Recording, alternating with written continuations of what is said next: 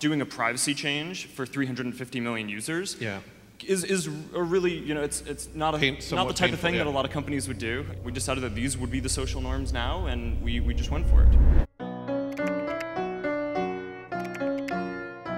Google is effectively a $500 a year service because that's the value of the data that you're providing. If they use 10% of that data, they're going to be the most valuable company ever. Companies that you've never heard of claim to have about 1,500 points of data on the average American citizen. Is it hard to go through it and actually find specific details about a person? No, that's super easy. Within a couple of minutes you can figure out what people voted for, what psychological problems they have, what parties they've been to. They're saying it's because I agreed to the latest terms and conditions on iTunes. No one has read the terms and conditions. No one in the world.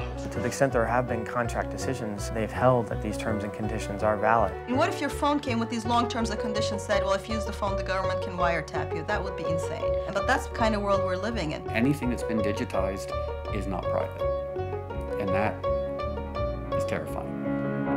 For the government to get information from a Google or a Facebook is a lot easier than the government doing it itself and putting a wiretap on our phones. You have to put these powers into somebody's hands. Like social networks in recent times.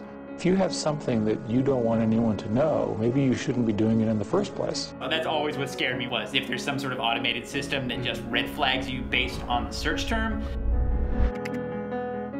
You can see that surveillance measures are being used to silence protests before they even happen. Boom, NYPD SWAT, their bulletproof vests on, their guns drawn. I was like, are you being serious? Are you actually holding me because of a tweet? So we were locked away in Lewisham Police Station for 25 hours. All these powerful institutions, they're not subject to the same invasions of privacy as the rest of us are.